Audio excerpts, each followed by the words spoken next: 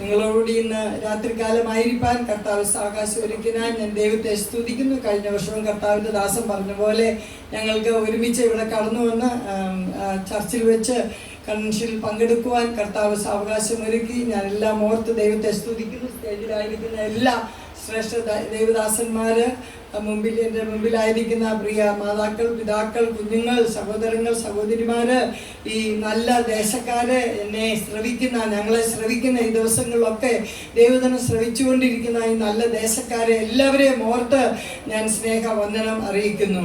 എൻ്റെ ജീവിതത്തിൽ ഞാൻ എപ്പോഴും പാടി ദൈവത്തെ സ്തുതിക്കുന്ന ഒരു പാട്ട് പാടിക്കൊണ്ട് ഞാൻ എൻ്റെ സാക്ഷ്യത്തിൻ്റെ അല്പവും ദൈവവചനവും സംസാരിപ്പാൻ ഞാൻ ആഗ്രഹിക്കുന്നു. സ്തോത്രം.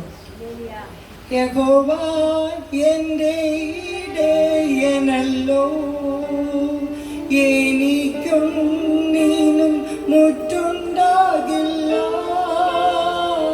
യഹോവ എൻ്റെ ഇടയനല്ലോ, എനിക്കൊന്നിനും മുറ്റുണ്ടാകില്ല.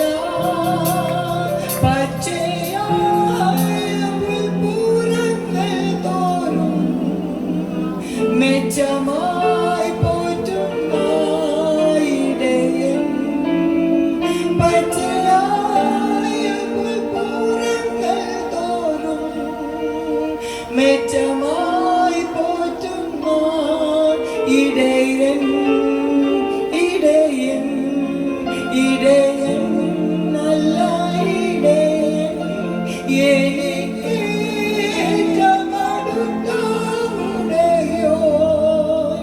എൻ്റെ യേശു നല്ല ഇടയൻ, എനിക്ക് ഇഷ്ടപ്പെടുന്ന ഉടയോൻ, എൻ്റെ യേശു നല്ല ഇടയൻ. ആമേൻ. ഈ ദിവസങ്ങളിൽ കണ്ടിന്യൂസ് ആയിട്ട് മീറ്റിങ്ങുകളും കോൾഡും ഒക്കെ ഉള്ളതുകൊണ്ട് തൊണ്ടയ്ക്ക് അല്പം ഭാരമുണ്ട്. എന്നാലും സ്തോത്രങ്ങളുടെ ജീവിതത്തിൻ്റെ അനുഭവമാണ് ഞാൻ പാടിയത്. ഞാൻ ഇറങ്ങിയ കാലം മുതൽ, ഞാൻ ജനിച്ച കാലം മുതൽ യേശുവിൻ്റെ സ്നേഹം എനിക്ക് അറിഞ്ഞുകൂടായിരുന്നു. ഞാനൊരു മർത്തോമക്കാരിയായി ജനിച്ചുവെങ്കിലും ഞാൻ ഒരു എസ്റ്റേറ്റിലാണ് ജനിച്ചു വളർന്നത്. അവിടെ നിറച്ചും നല്ല ഹിന്ദു സഹോദരങ്ങളുടെ മധ്യത്തിലാണ് ഞാൻ വളർന്നത്. അപ്പോൾ ആ രീതിയിലൊക്കെയുള്ള ഒരു ജീവിത ശൈലിയായിരുന്നു എനിക്ക്. എന്നാൽ എൻ്റെ ടീനേജ് പ്രായത്തിൽ സ്തോത്രം ഇതുപോലെ ഒരു ചെറിയ കൺവെൻഷനിൽ കർത്താവിൻ്റെ വചനം കേൾക്കുവാൻ കർത്താവ് എനിക്ക് ഭാഗ്യം തന്നു. ഞാൻ യേശുവിനെ അന്ന് ഞാൻ വളരെ സത്യയോടെ മുൻപിൽ പായില ഇരിക്കുകയായിരുന്നു. വളരെ ശ്രദ്ധയോടെ യേശുവിൻ്റെ വചനം ഞാൻ കേട്ട് ലുദിയായുടെ ഹൃദയം ദൈവം തുറന്നതുപോലെ എൻ്റെ ഹൃദയത്തെ ദൈവം തുറന്നു. ഞാൻ യേശുവിനെ സ്വന്തം രക്ഷാവായി സ്വീകരിച്ചു. എന്നാൽ പെന്തക്കോസ്തിൻ്റെ ഒന്നും അന്ന് അറിയുന്നുകൂടാ. എന്നാൽ അവിടെ ഇരുന്ന് ചിലരൊക്കെ അന്യഭാഷയിൽ ആരാധിക്കുന്നത് കണ്ടു. ഞാൻ കർത്താവിനോട് എൻ്റെ ആ കുരുന്ന ഹൃദയത്തിൽ ഞാൻ ദൈവത്തോട് പറഞ്ഞു, കർത്താവേ, ദൈവമക്കൾക്കുള്ള ഒരു ശക്തിയായതെങ്കിൽ അവരൊക്കെ നല്ലതായിട്ട് കുലുങ്ങുകയും എഴുന്നേൽക്കുകയും ആരാധിക്കുകയും ഒക്കെ ചെയ്യുന്ന കണ്ടു. അപ്പം ഞാൻ കർത്താവിനോട് പറഞ്ഞു, കർത്താവേ, ഇത് ദൈവമക്കൾക്കുള്ളതാണെങ്കിൽ ഞാൻ 2 ദിവസം മുമ്പ് നിന്നെ സ്വീകരിച്ചല്ലോ, ഞാൻ ദൈവവൈതലായി തീർന്നല്ലോ. സ്തോത്രം. അന്ന് ഉപദേശി പറഞ്ഞു ചെന്ന് എഴുതി വെക്കണം, ഡേറ്റും സമയവും ഒക്കെ എഴുതി വെച്ച്. അപ്പോൾ അതുപോലൊക്കെ തന്നെ ഞാനതൊക്കെ അനുസരിച്ച് ഞാൻ ദിവസവും ഡേറ്റും ഒക്കെ ആ സമയമൊക്കെ എഴുതി പൂവൊക്കെ വരച്ച് അന്നേരത്തെ എൻ്റെ ആ സന്തോഷത്തിൻ്റെ കൂടുതൽ കൊണ്ട് അങ്ങനെയൊക്കെ ഞാൻ ചെയ്ത ദിവസങ്ങൾ ഞാൻ ഇന്നും ഓർക്കുന്നു. സ്തോത്രം. എനിക്കതൊരു വലിയ എൻ്റെ ജീവിതത്തിൽ ആകമായ ഒരു ചേഞ്ചായിട്ട് മാറിയത് എനിക്ക് മനസ്സിലായി. ഞാൻ അതുവരെ സിനിമയൊക്കെ കാണുമായിരുന്നു, ഡ്രാക്കുള നോവലൊക്കെ വായിക്കുമായിരുന്നു. അതുവരെ നമ്മുടെ ആ സമയത്തെ പാവങ്ങളിലൊക്കെ അങ്ങനെയൊക്കെ കൂടുതലാണല്ലോ. അപ്പോൾ അങ്ങനെയുള്ള ഒരു രീതിയിൽ പൊട്ടും കുത്തി കണ്ണു എഴുതി ഇച്ചിരി ഒരുങ്ങി ചമഞ്ഞൊക്കെ നടക്കുന്ന ഒരു സ്വഭാവം എൻ്റെ ജീവിതത്തിൽ അന്നുവരെയും ഉണ്ടായിരുന്നു. എന്നാൽ ആ സമയത്ത് സ്തോത്രം യേശുവിനെ ഞാൻ സ്വീകരിച്ചപ്പോൾ ഞാൻ കർത്താവിനോട് പറഞ്ഞു, എൻ്റെ ജീവിതം ഇനി നിനക്കായിട്ട് ഒരു ആളെ സ്നേഹിക്കുന്നത് പോലെ, എൻ്റെ ടീനേജ് പ്രായത്തിൽ നിന്ന് അറിഞ്ഞതുകൊണ്ട് അതുപോലെ ഒരാളെ സ്നേഹിക്കാൻ യേശുവിനെ കണ്ടിട്ടില്ലെങ്കിലും എൻ്റെ ലവറായി, എൻ്റെ പ്രിയനായി ഞാൻ യേശുവിനെ സ്നേഹിക്കാൻ തുടങ്ങി. അന്ന് സ്നേഹിക്കാൻ തുടങ്ങിയതാ, ഇതുവരെ പറഞ്ഞിട്ടില്ല. അത് കൂടിയിട്ടേ ഉള്ളൂ എനിക്ക്. ഹല്ലേലൂയ. എൻ്റെ യേശുവിന് വേണ്ടി എൻ്റെ ജീവിതം മുഴുവൻ ഒഴിഞ്ഞു വെക്കുവാൻ ഞാനന്ന് തീരുമാനിച്ചു. സ്നാനത്തെക്കുറിച്ചൊന്നും എനിക്ക് അറിഞ്ഞുകൂടാ. അന്നൊന്നും അവർക്ക് അത് CSക്കാരുടെ ഒരു കൺവെൻഷനായിരുന്നു.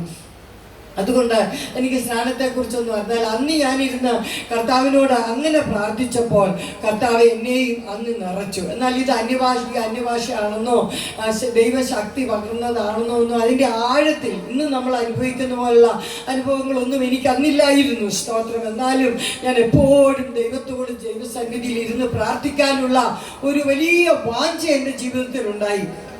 ഞാൻ എപ്പോഴും മുറിക്കകത്ത് പോയിരുന്ന കൊതുകൊക്കെ നിറഞ്ഞ ഒരു ഭവനത്തിലായിരുന്നു. അതുകൊണ്ട് കൊതുകുവലയൊക്കെ ഇട്ട് കട്ടിലിനകത്ത് കയറി അകത്ത് കയറിയിരുന്നു ഞാൻ ഇതുപോലെ ദൈവത്തോട് നിലവിളിക്കുമായിരുന്നു. ദൈവം അന്നേ ചെറുപ്പം മുതലേ കർത്താവിനെ അറിഞ്ഞ കാലം മുതലേ കണ്ണുനീര് തന്നിരുന്നു. സ്തോത്രം. ഞാൻ ദൈവത്തോട് പ്രാർത്ഥിക്കാൻ തുടങ്ങി.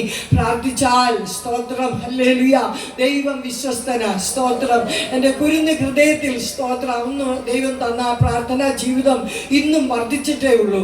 അങ്ങനെ ഞാൻ ദൈവത്തോട് നിലവിളിച്ച പ്രാർത്ഥിച്ച ഓരോ ദിവസവും ദൈവത്തിന് കൃപ പ്രാപിച്ച് ഞാൻ വളരുവാൻ തുടങ്ങി. സ്തോത്രം. എൻ്റെ ബ്രദർ എന്നെ സിനിമയ്ക്ക് കൊണ്ടുപോകുമായിരുന്നു. അപ്പം തമ്പാച്ചൻ എന്നെ വിളിച്ചിട്ട് പറഞ്ഞു, ബാ നമുക്ക് ലിസിമോളെ ബാ നമുക്ക് സിനിമയ്ക്ക് പോകാം, മറ്റിനി കാണാൻ പോകാം. ഞാനപ്പം തീരുമാനമെടുത്തുകൊണ്ട് ഞാൻ തമ്പാച്ചനോട് തമ്പാച്ച ഇല്ല ഞാൻ വരത്തില്ല. ഞാൻ ദൈവസേനയിൽ ഒരു തീരുമാനമെടുത്തു. ഞാൻ ഒരിക്കലും ഇനി സിനിമ കാണത്തില്ല, അങ്ങനെ ബാഡ് ഡ്രാക്കുള നോവലോ അങ്ങനെയുള്ള കാര്യങ്ങളൊന്നും ഞാൻ പോകത്തില്ല. ഞാൻ ദൈവ പൈതലായി ജീവിപ്പാൻ യേശുവിനെ എൻ്റെ പ്രിയനായി ഞാൻ സ്നേഹിക്കാൻ തുടങ്ങി. അതുകൊണ്ട് ഞാൻ ഇനി അങ്ങനെയൊന്നും പോകത്തില്ല എന്ന് പറഞ്ഞ് ഞാൻ അങ്ങനെ തീരുമാനിച്ചിറങ്ങി. സ്തോത്രം. തമ്പാച്ച ഞാൻ ഇച്ചിരി സന്തോഷത്തിൽ അതൊക്കെ ഇങ്ങനെ വരച്ചതൊക്കെ ഞാൻ ഇങ്ങനെ ഒട്ടിച്ചൊക്കെ ഒരു ഭിത്തിയിലൊക്കെ തൂക്കിയിട്ടേക്കുമായിരുന്നു. തമ്പാച്ചൻ എന്നോട് പറഞ്ഞു, സ്തോത്രം നിന്റെ ഇത് കാണണോ? എന്നോടുള്ള ദേഷ്യത്തിൽ അത് ഒരു കമ്പെടുത്തുകൊണ്ട് വന്ന് തല്ലി അതെല്ലാം കീറി ഞാൻ വരച്ച ആ പടമൊക്കെ അങ്ങോട്ട് എല്ലാം കീറി താഴെ വീണു. എനിക്ക് ഭയങ്കര സങ്കടം തോന്നി. ഞാൻ തമ്പാച്ചനോട് പറഞ്ഞു, ഇന്ന് എൻ്റെ ദൈവം, ഞാൻ പ്രാർത്ഥിക്കുന്ന എൻ്റെ ദൈവം ഇന്ന് തമ്പാച്ചനെ സിനിമ കാണിക്കത്തില്ല. എന്നോട് ഈ ചെയ്തത് വലിയ തെറ്റാ ചെയ്തത്. എൻ്റെ ദൈവം ഇന്ന് തമ്പാച്ചനെ അന്ന് എൻ്റെ കുരുന്ന ഹൃദയത്തിൽ ഞാൻ ഒരിക്കലും ചിന്തിച്ചില്ല.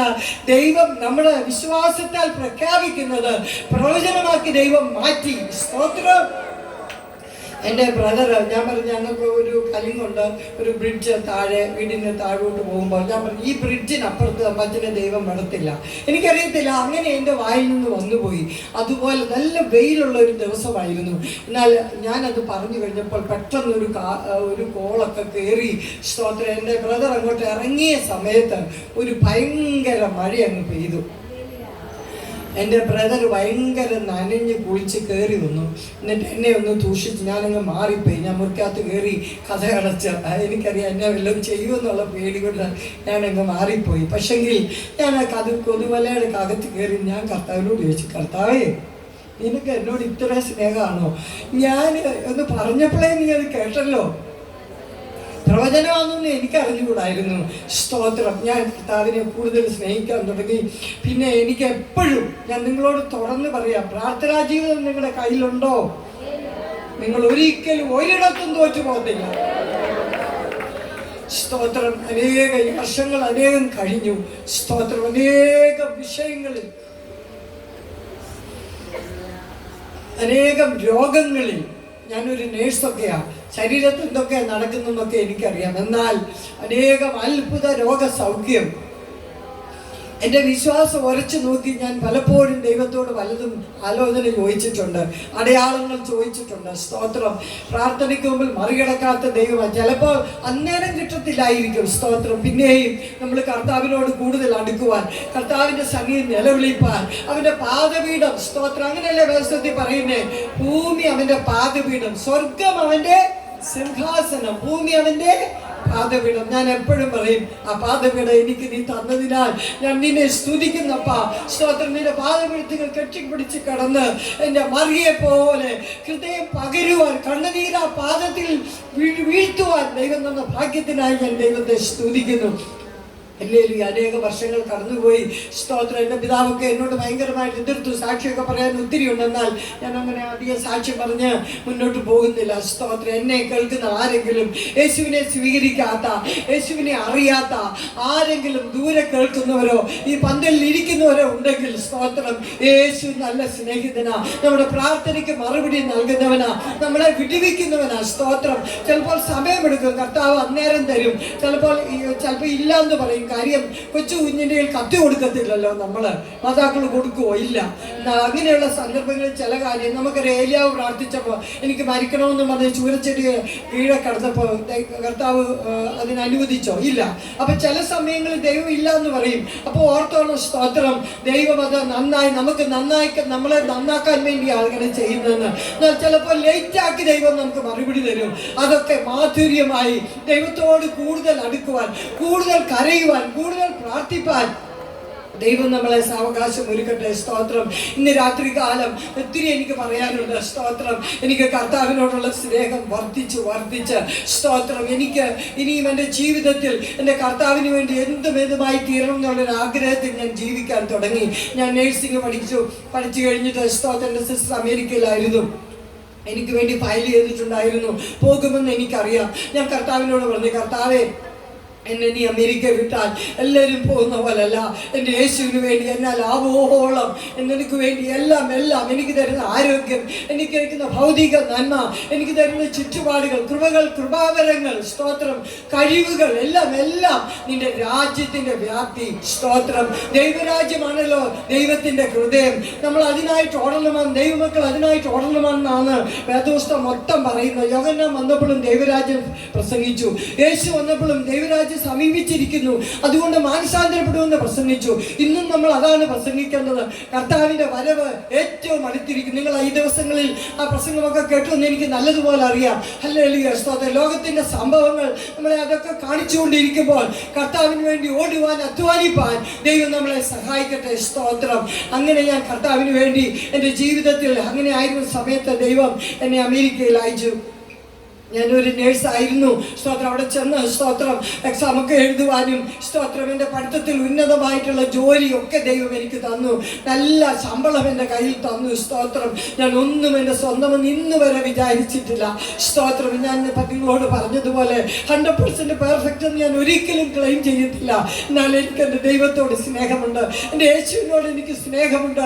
കാരുടെ സ്നേഹത്തിൻ്റെ ആഴം ഓർക്കുമ്പോൾ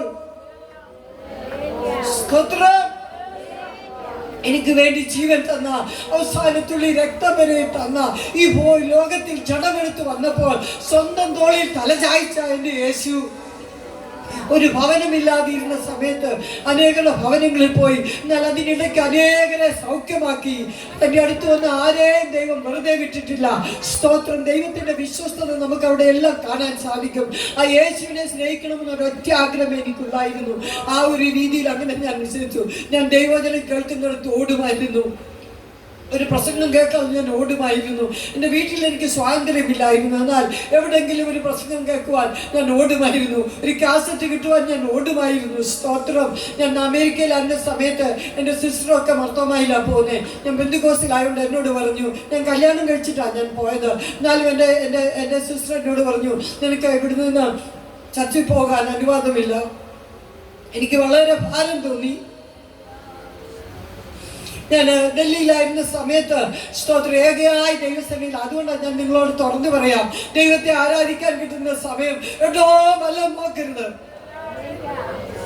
ദൈവത്തെ ആരാധിക്കണം. ആരാധന എന്ന് പറയുന്നത് സ്നേഹത്തിന്റെ സൂപ്പർലേറ്റീവ് ഡിഗ്രിയാണ്. ദൈവം അറിയണം. സ്തോത്രം. നമ്മളെല്ലാ രീതിയിലും നമ്മുടെ ശരീരം കൊണ്ട്, നമുക്ക് തന്ന ആരോഗ്യം കൊണ്ട്, നമ്മളിരിക്കുന്ന പണം കൊണ്ടൊക്കെ ദൈവത്തെ ആരാധിപ്പാൻ നമ്മൾ വളരെ ഉത്സാഹമുള്ളവരായിരിക്കണം. ആരെയും നോക്കരുത്. ദൈവം ആരാ? സ്വർഗം. നിങ്ങൾ കേട്ട് കാണും ദൈവദാസന്മാരും കൊണ്ട് ഈ അഖില ലോകത്തിലുള്ള സകലത്തെ സൃഷ്ടിച്ചവൻ ഇന്നും ഉണ്ടാകട്ടെ എന്ന് പറഞ്ഞ ആ ശബ്ദം കൊണ്ട് ലോകം, ഭൂമിയല്ല, ഈ സൗരയൂഥമല്ല, സൂര്യൻ ഒരു ചെറിയ നക്ഷത്രമാണ്. അതിന് ചുറ്റും കറങ്ങുന്ന ഈ കോളത്തിൽ ഒന്നാണ് ഭൂമി. അതിൻ്റെ ചുറ്റും ചന്ദ്രൻ കറങ്ങുന്നു. അതുപോലെ എത്രയോ വലിപ്പമുള്ള നക്ഷത്രങ്ങൾ ഈ പ്രപഞ്ചത്തിലുണ്ട്. ഇന്നും അന്നുണ്ടാകട്ടെ എന്ന് പറഞ്ഞ ആ വാക്കുകൊണ്ട് ഇന്ന് സയന്റിസ്റ്റ് ഒക്കെ പറയുന്നത് സ്തോത്രം, ഭൂമി വികസിച്ചുകൊണ്ടിരിക്കുകയെന്നാണ്. ഭൂമിയല്ല, പ്രപഞ്ചം വികസിച്ചുകൊണ്ടിരിക്കുകയാണ് ദൈവത്തിന്റെ ആ ശബ്ദം കൊണ്ട്. അവിടുന്ന് ഓർക്കണം നമ്മൾ സേവിക്കുന്ന ആരെയാന്ന്. സ്തോത്രം. അതിന്റെ മധ്യത്തിൽ സ്തോത്രം. നിങ്ങളിപ്പോ രണ്ടുപേര് പോയ ആകാശത്ത് പോയവരുടെ കാര്യം നിങ്ങൾ കേട്ട് കാണും, നിങ്ങൾ വായിച്ചു കാണും. സ്തോത്രം.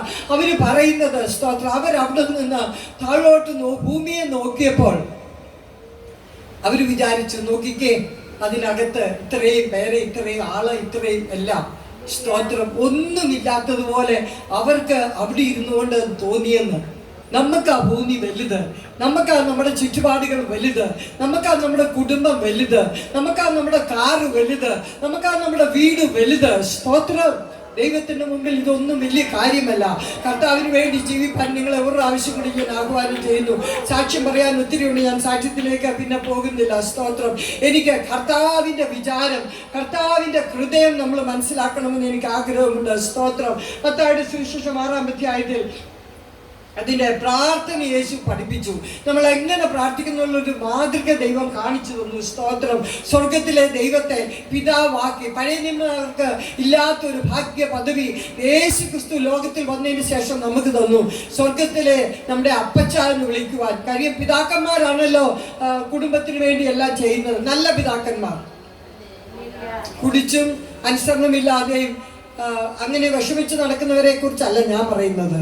സ്തോത്രം. ഒരു നല്ല പിതാവ് ഒരു മകൾക്ക് വേണ്ടി, ഒരു ഭാര്യയ്ക്ക് വേണ്ടി, കുഞ്ഞുങ്ങൾക്ക് വേണ്ടിയൊക്കെയുള്ള കരുതലുകൾ അതുകൊണ്ട് അത് ലോകത്തിൽ നമ്മളത് മനസ്സിലാക്കാൻ വേണ്ടിയാണ് സ്വർഗസ്ഥനായ പിതാവേ യേശു നമ്മളെ പഠിപ്പിച്ചത്. എന്ന് പറഞ്ഞാൽ എല്ലാത്തിൻ്റെ സോഴ്സ്, എല്ലാം ഉള്ള ഒരു പിതാവിനെയാണ് നമ്മൾ സേവിക്കുന്നത്. ദൈവം അങ്ങനെ സ്വർഗസ്ഥനായ ഞങ്ങളുടെ പിതാവേ എന്ന് വിളിക്കുമ്പോൾ എല്ലാം തരാൻ, എല്ലാത്തിനും വിടുതൽ തരാൻ ശക്തിയുള്ള ഒരു ദൈവത്തെയാണ് നമ്മൾ വിളിക്കുന്നതെന്ന് കർത്താവ് നമ്മളെ ആ പ്രാർത്ഥനയിൽ കൂടി പഠിപ്പിച്ചു. ആ പ്രാർത്ഥനയൊക്കെ പഠിപ്പിച്ചിട്ട് താഴോട്ട് വരുമ്പോൾ സ്തോത്രം, കർത്താവ് നമ്മളോട്, യേശു തന്നെ നമ്മളോട് പറയുന്ന ഒരു കാര്യമുണ്ട്. സ്തോത്രം. ലോകത്തിൽ ജഡമായി വന്നിട്ട് യേശുവിന് ഒന്നുമില്ലായിരുന്നു. എന്നാൽ യേശു നമ്മളെ അന്ന് പഠിപ്പിച്ച ഒരു കാര്യമാണ് അതിൻ്റെ സ്തോത്രം 25 മുതൽ. അതുകൊണ്ട് നിങ്ങൾ ഞാൻ നിങ്ങളോട് പറയുന്നത്, എന്തു തിന്നും എന്ത് കുടിക്കും എന്ന് ജീവനായിക്കൊണ്ടും എന്തുടുക്കുമെന്ന് ശരീരത്തിനായിക്കൊണ്ടും വിചാരപ്പെടരുത്. ആഹാരത്തെക്കാൾ ജീവനും ഉടുപ്പിനേക്കാൾ ശരീരവും വലുതല്ലോ. ആകാശത്തിലെ പറവകളെ നോക്കുവിൻ, അവ വിതയ്ക്കുന്നില്ല, കൊയ്യുന്നില്ല, കളപ്പുരയിൽ കൂട്ടിവെക്കുന്നുമില്ല, എങ്കിലും സ്വർഗസ്വനായ നിങ്ങളുടെ പിതാവ് അവയെ പുലർത്തുന്നു. അവരെക്കാൾ നിങ്ങൾ ഏറ്റവും വിശേഷതയുള്ള വിചാരപ്പെടുന്നതിനാൽ തന്റെ നീളത്തോടെ ഒരു മുഴം കൂട്ടുവാൻ നിങ്ങൾ ആർക്ക് കഴിയും?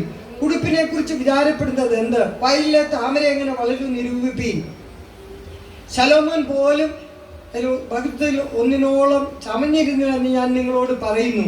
ഇന്നുള്ളതും നാളെ അടുപ്പിലിടുന്നതുമായി വയലിനെ പുല്ലിലെ ദൈവം ഇങ്ങനെ ചമയിക്കുന്നു എങ്കിൽ അല്പവിശ്വാസികളെ നിങ്ങളെ എത്രയധികം. ഞാനിത് മൊത്തം ഞാൻ വായിച്ച് കേൾപ്പിച്ചത് യേശു നമ്മളോട് പറയുക. നമ്മൾ ജീവിതത്തിൻ്റെ ഭാരത്തെ ഓർത്ത്, നമ്മളെങ്ങനെ മുന്നോട്ട് പോകുമെന്നൊക്കെ ഓർത്ത് ഒരു ആകുല ചിന്തയുള്ളവരായി. കൺസേൺ വേണം. നമുക്ക് കൺസേൺ ഇല്ലാതെ ഒരു കാര്യം ചെയ്യാനൊക്കത്തില്ല. നമ്മൾ അധ്വാനിക്കാനൊന്നും ഒക്കത്തില്ല. ഒന്നും ചിന്തയില്ലാത്തവരാ, ഒന്നും അതിനെക്കുറിച്ച് ചിന്തിക്കാതൊക്കെ ജീവിച്ചു പോകുന്നത്.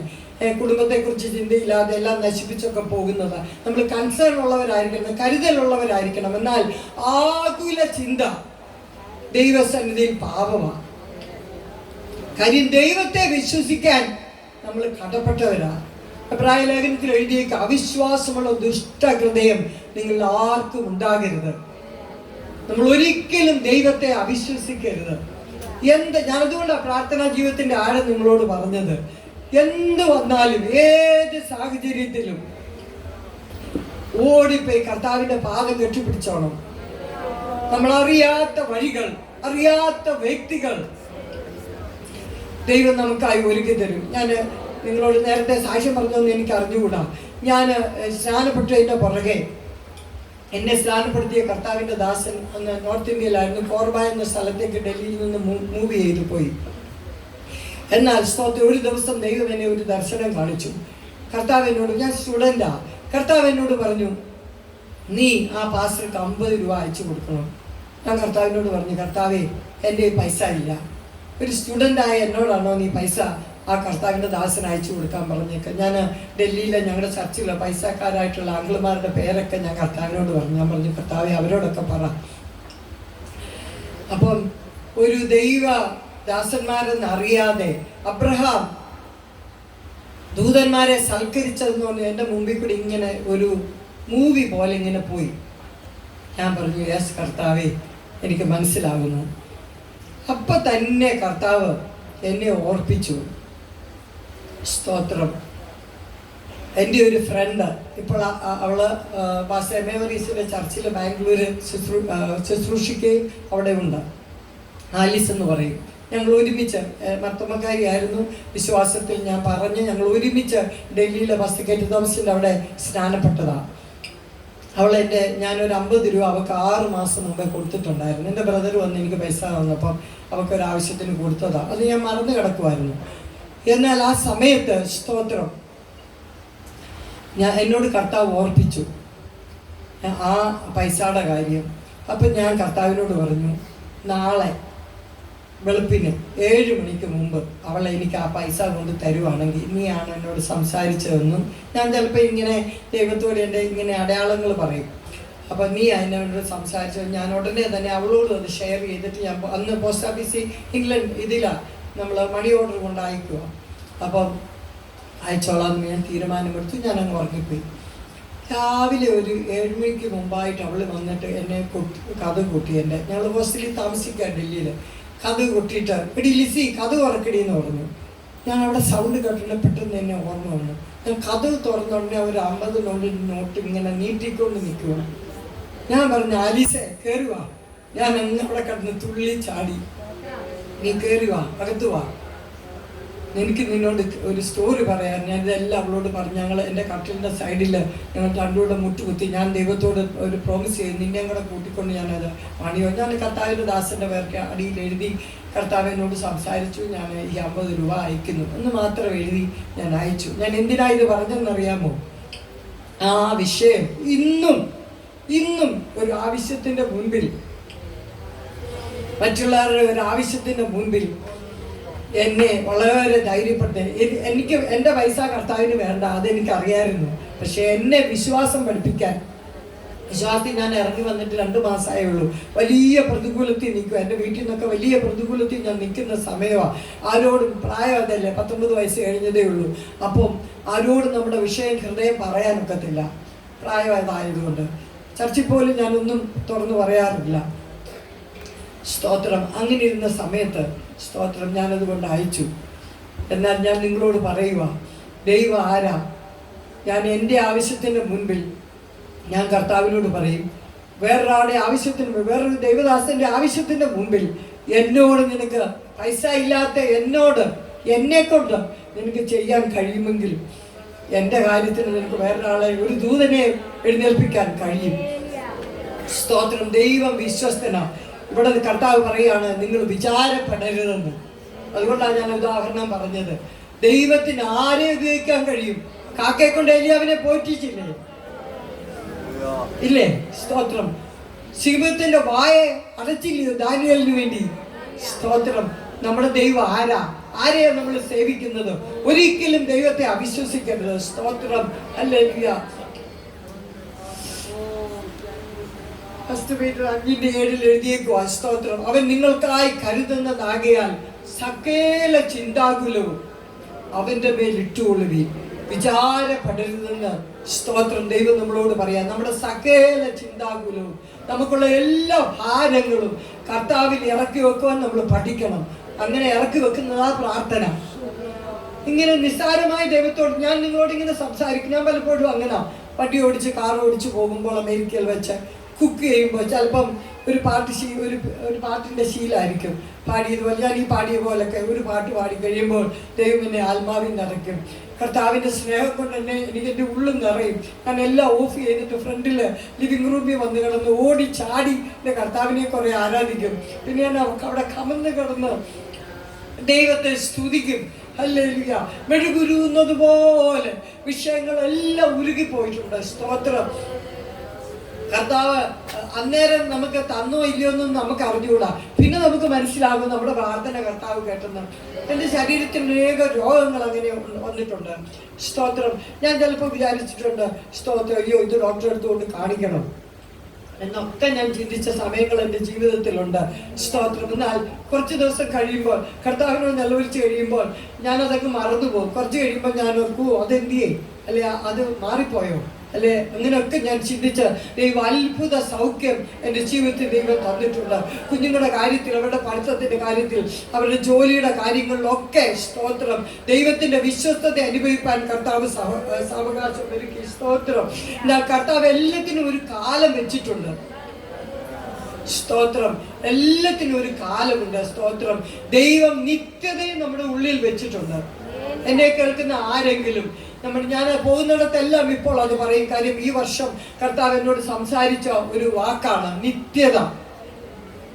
നമ്മുടെ ഉള്ളിൽ നിത്യതയുണ്ട്. സ്തോത്രം. ദൈവം സ്തോത്രം നമുക്ക് ശ്വാസം തന്ന് കയറ്റിയതാണ് നമ്മുടെ ഉള്ളിൽ. സ്തോത്രം. നമ്മൾ മരിക്കുമ്പോൾ അത് പറന്നു പോകും. ദൈവം ആക്കിയ സ്ഥാനത്തേക്ക് അത് മാറിപ്പോകും. സ്തോത്രം. പിന്നെ നമ്മുടെ ശരീരം മാത്രമേ ഉള്ളൂ ഈ ലോകത്തിൽ. അത് അഴുകി ഈ മണ്ണിനോട് ചേരും, ഈ മണ്ണിൽ നിന്ന് എടുത്തത് കൊണ്ട്. സ്തോത്രം.